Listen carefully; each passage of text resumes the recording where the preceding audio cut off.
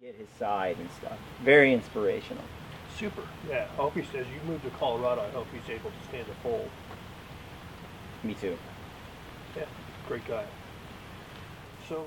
Thanks for tuning in for part 2 of our Gritty conversation with Brian Call of Gritty Bowmen.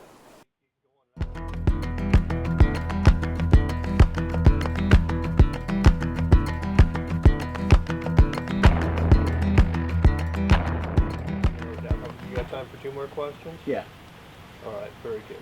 Excellent. So, Snyder. Here's the easy one.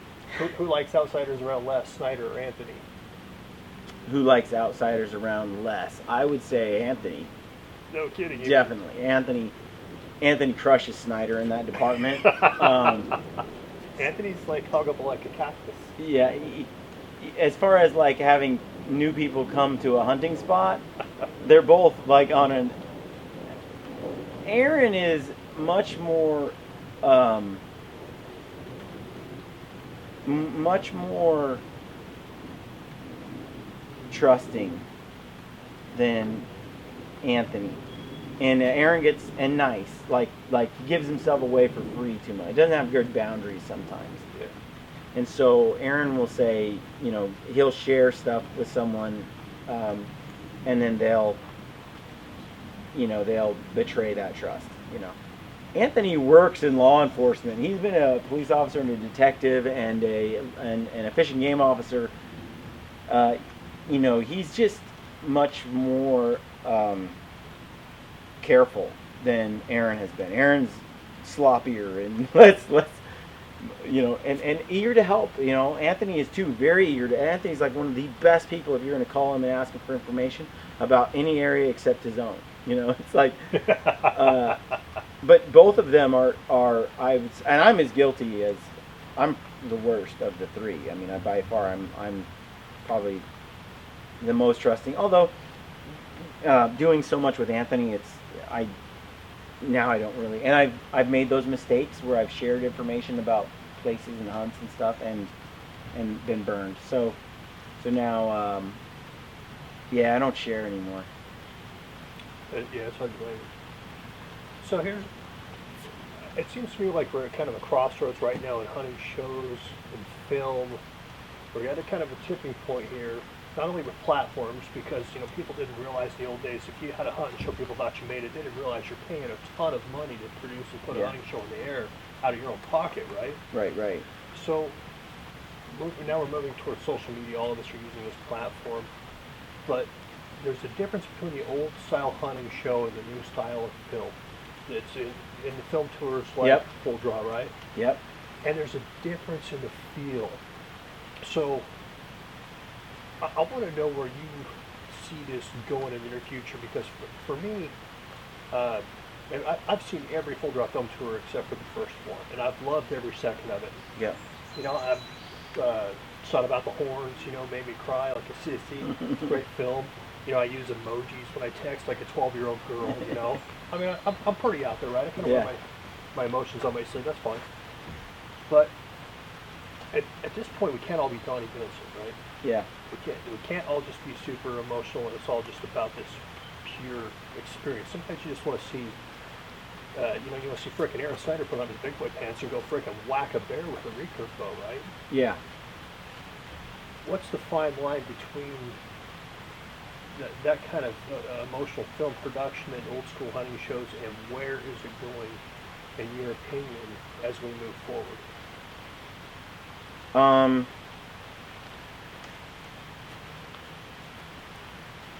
I think that the production quality of hunting shows and hunting TV is only going up, and it's if you want to be in that top tier, you want to be you got to up your value, your production value. It's been too low for too long.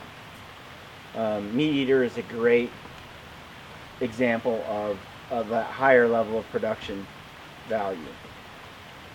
They had Hush on their show, on the Meat Eater podcast a while ago, and I think Ranilla said, well, how many hours of video do you record for finished content? So he said, I think Meat Eater, we recorded I don't remember what it was. Let's just say 50 hours of video 22-minute show. for 1 hour of content. Okay. Might have been 20 to 1, something like that. Wow. And they asked Hush, so what's your ratio? And Hush was like, what do you mean? You mean like, and they were like 1 to 1? And so, yet Hush has maybe more people following them than Meat Eater does. I don't really know any of those numbers. I just know that they have a huge fan base as well. Meat Eater has a huge fan base too. Completely different audiences, right? Like, and some overlap, but you can see how 1-to-1 filming resonates with people, and how this high-level production content resonates with people. What is it about the two that makes people like them or value them? I think a big part of it is it's real. It's honest and it's genuine. I think people are just kind of tired of the fake stuff. Yeah. We live in a world today where you can't hide anymore. Yes. Fresh battery, so let's pick that up. Yeah, I just was saying you can't hide anymore. Yeah. You can't hide anymore. It's an open world, right? And people find out about things about you if you try to keep them secret or whatever. Like, people it's just really hard. It's not like the old days where you could have somebody on TV and present a certain image of them, and then in their private life they could be somebody else. Now it's just out there, and we live in a society of people who just expect to be able to talk to, whether it's through Twitter or Instagram or Facebook, famous people. People I could never talk to in the past, I can just send a note to right now.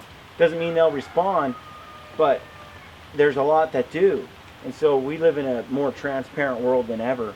And I think real content that's honest and genuine resonates. I think that, where do I see it going? I think that there's going to be a lot more Donnie Vincent level content produced over the next years. And that those films, if done right, I think will resonate with non-hunters, and maybe bring those into the fold in a way they haven't before.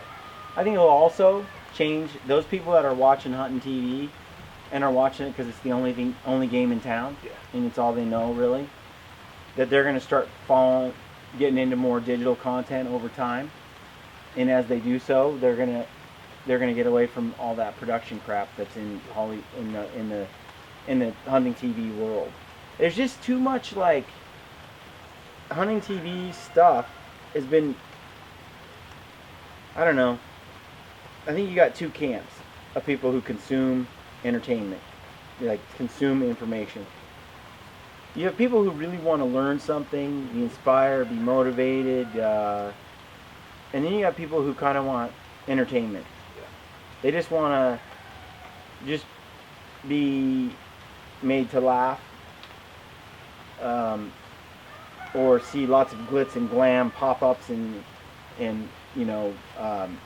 I guess fancy editing and so forth, and music that's intense. But at the end of the day, some of that stuff's just flash with no soul.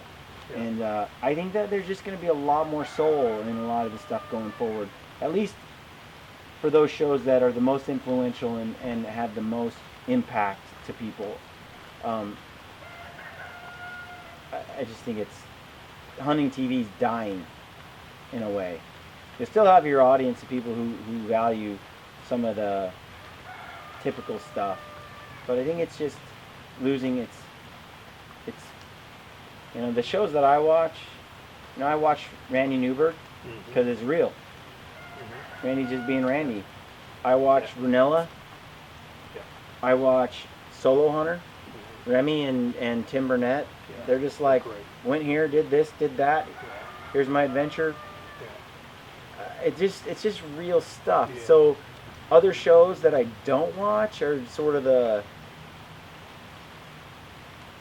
glitz and glam, country music, sort of. I went to the woods, climbed my tree stand, shot this buck, whacked him, kind of stuff. It's like, don't get me wrong, I get excited, but I'm not selling a country music film. or like a I don't know. I just think the value is going to go way up. I think that people are I mean, as I think Gritty Bowmen is an example of that. Like, Yeah, clearly. people are gravitating toward this and migrating away from all that other stuff they've been getting to this because whatever reason, money. If I had brought my idea to a network and said, "Hey, yeah, I want to do this podcast. I want to drive around there," like, who are you, and what message do you have?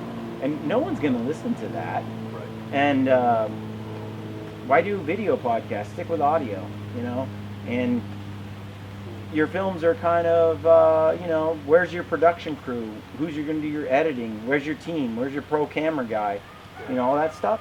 Right. And yet, here we are with a GoPro and a DSLR, and we throwing out some stuff and it connects. It seems to me that you're right on the cutting edge of that, though, because 20 years ago, you and I would watch all day the Primos crew sit in a tree stand and shoot whitetails and sit in the ground blind and shoot turkeys, even though we never do that.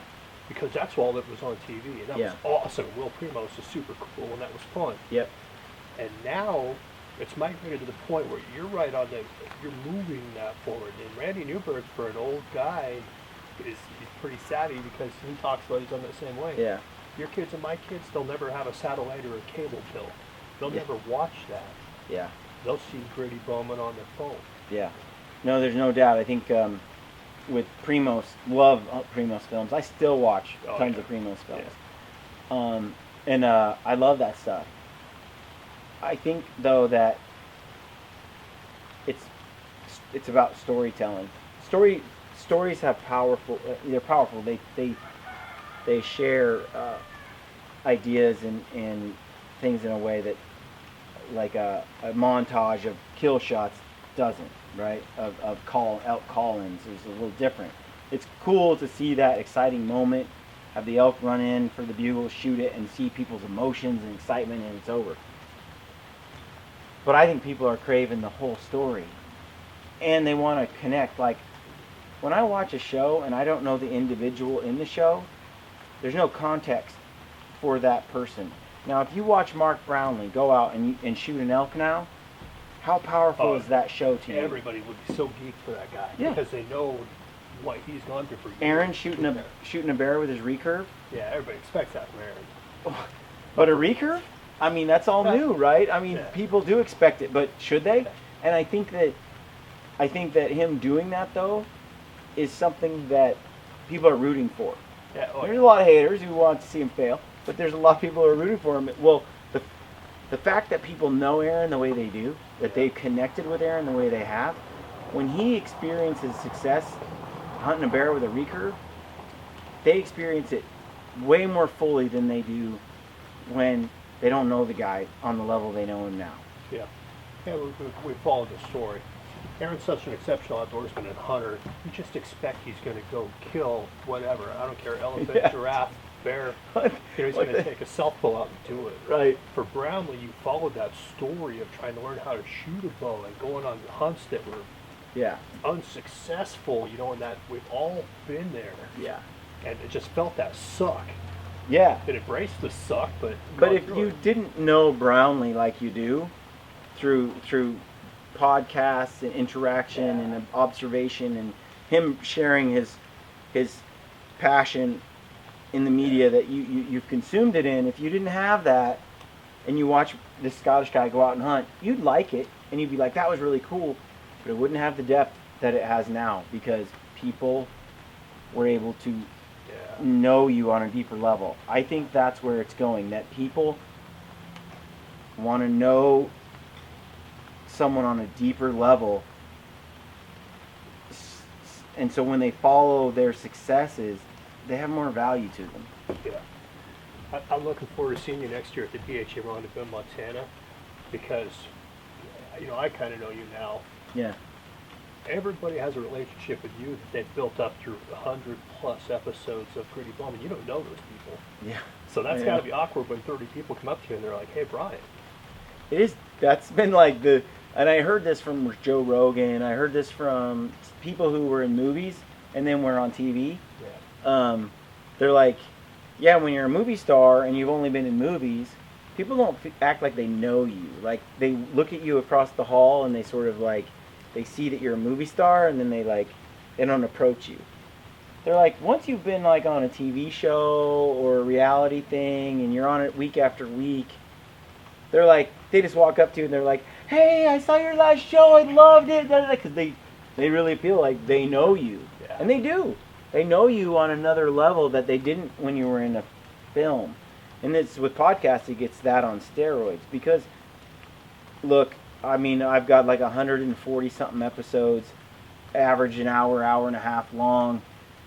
That's like, at minimum, 180 hours or more of you listening to Brian Call in some way or another. There's 40 hours in a week, a work week. It's like spending 2 months with me full time, 8 hours a day. Yeah. It just adds up, and it's hard for me to pretend like I'm anybody other than who I am. You get to know me, and it is. I mean, I'm an open book. It is. Same. It's just that's who it is. Yeah. And so when you come up to me, yeah, you know me. It's not like I am somebody different than I pretended to be like on the podcast. It's hard. I think some people can maybe run that dual life, but I can't. I'm just who I am. And so when you get to know me on there, people come up and they talk to me. I just have to remember that they do know me, and treat them like that. Like just try to treat them the same in return. Yeah. And I've mentioned it, and people come up to me and they've said, "I'm sorry, but I feel like I totally know you. I know you don't know me at all, but I feel like we're like best friends." And then they shake my hand, and they just break the ice right off the bat, and it's true. And I've mentioned that before on the podcast, and I think people know. And so I think it's I love all that. And one of the hardest things about the Gritty Bowmen is producing all the content and trying to keep up with the content and keep up with growing the brand and everything. One of the hardest things that I've had to deal with is responding to emails, texts, and messages and PMs. Those are like, I don't know, like 30 a day or more. Oh, I can imagine. And I just can't do 30. And I mean, it'd take me like Yeah. all day to respond. Yeah. And I feel bad. I need to figure something out because I can't.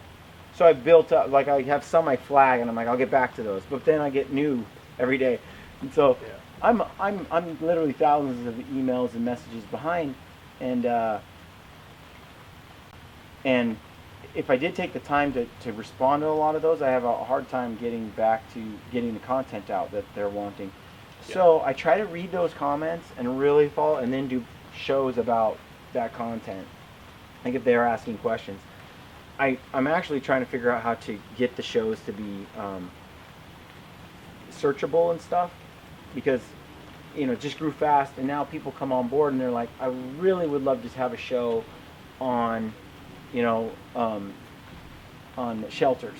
I just would really love to have a show, and I'm like, well, I've got one. They can't find it.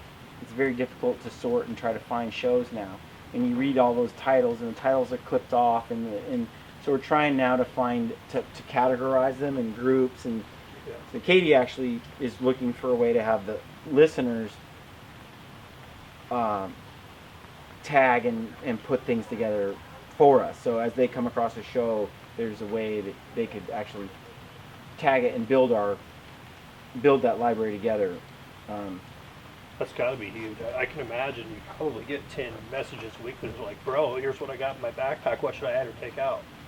Yeah. How can you respond And there's like to that? 3 shows on that, and yet Right. then I'm like, and they can't see them. And then it's different too. Like every technology's quirky. Facebook has its thing, Podbean, iTunes, Squarespace, which I use.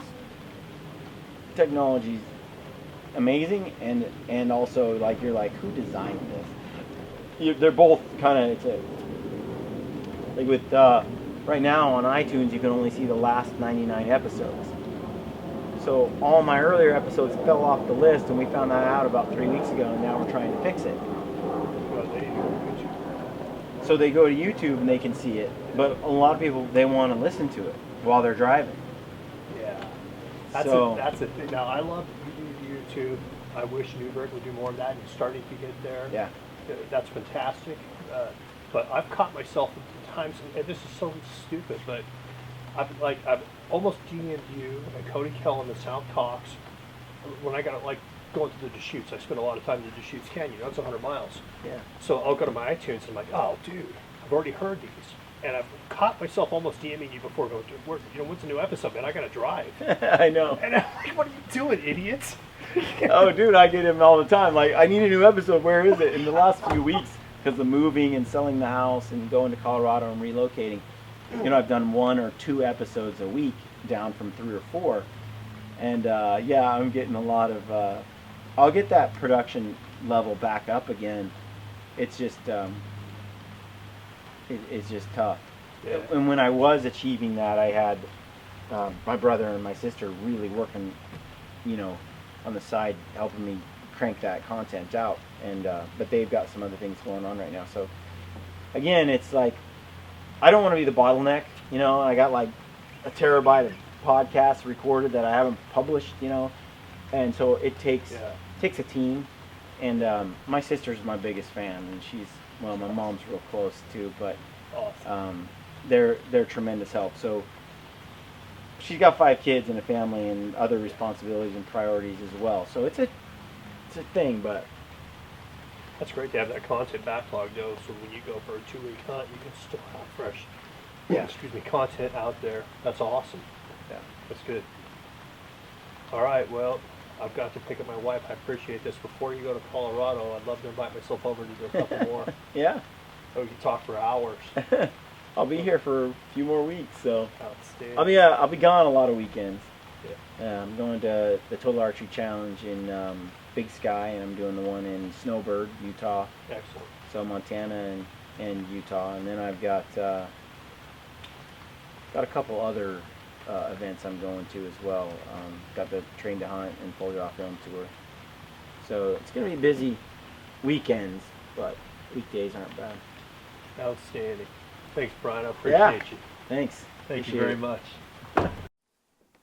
Brian Call's commitment to conservation is unwavering. Brian goes out of his way to interview key players in the conservation movement today and to constantly mention conservation in all of his social media platforms.